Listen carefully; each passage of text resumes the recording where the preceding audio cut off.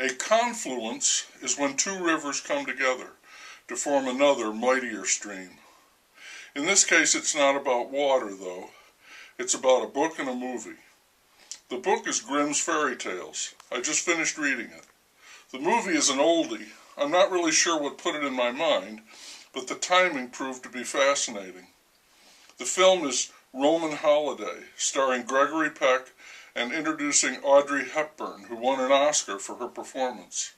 The film was nominated for 10 Academy Awards, but that's not why we watched it. Many years ago, a pal singled out that movie as being one of his favorites. Now, this is not a plush toy kind of guy. I distinctly remember him getting out of his seat in a packed auditorium during a screening of Casablanca, and he said, "I can't take any more of this," before he walked out. So nearly 40 years after his recommendation, I was watching Roman Holiday and thinking, how could I not, about Grimm's Fairy Tales. Hepburn plays a princess in the movie, and much is made of making wishes, and the term fairy tale is explicitly evoked.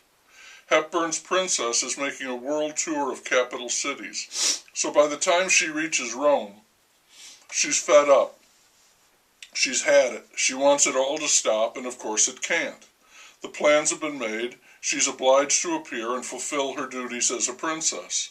They are drab and dreary. She pitches a fit. The doctor is summoned, and it is he, though he doesn't know it, who sends her on her merry way. Not with a charm, but a hypodermic needle, and not with a bite of a poison apple, but an injection of a sedative that does the trick. Left alone, the princess sheds her fine clothing, dresses down, flees the building, her castle, her prison, jumps in the back of a cart, and she's whisked off to Rome on an adventure, no one the wiser.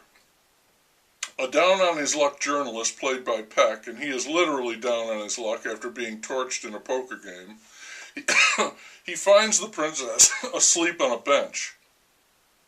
He thinks she's drunk when he rouses her and tells her to go home. She's in no condition to do anything but pass out. He's touched by her plight and takes her away in a cab.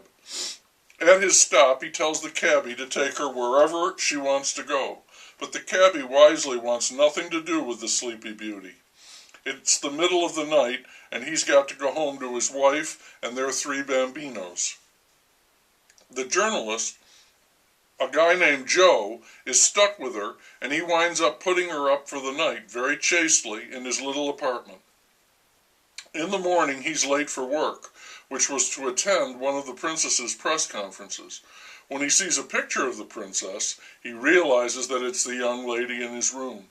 He immediately concocts a plan to write up a story about her, a sort of princess run-amok tale, and his boss tells him such a story, if he could produce it, would be worth a small fortune, maybe more. So he races back to his room, borrows money from a friend, and begins to escort the princess around town without letting her know that he knows her real identity, or his true intent.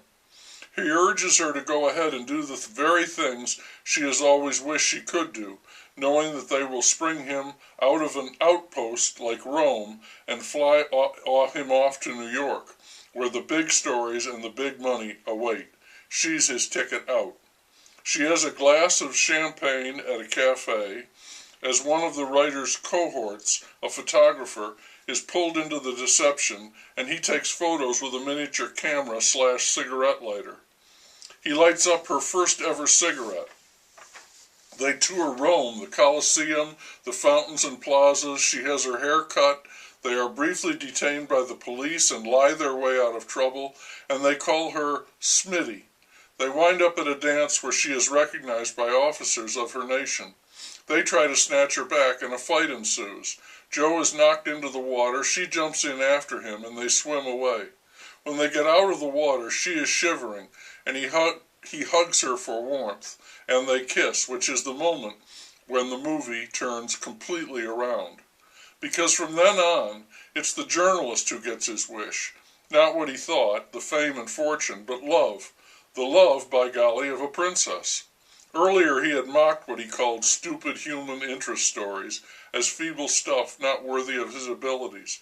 But now he's at the heart of a human interest story, because he's fallen in love. So has she, but she knows she must return. Her parents, her country, the entire world is concerned about her well-being. And she does go back. The holiday is over. The journalist lets her know that he will not publish the story. He tells her that her faith in human nature will be affirmed. He and his friend give her the photographs taken that day, which she will always remember. And they part. They go their very separate ways. Yet even so, it is perfectly true to say that love conquers all. Quite the little modern fairy tale. Story by Dalton Trumbo.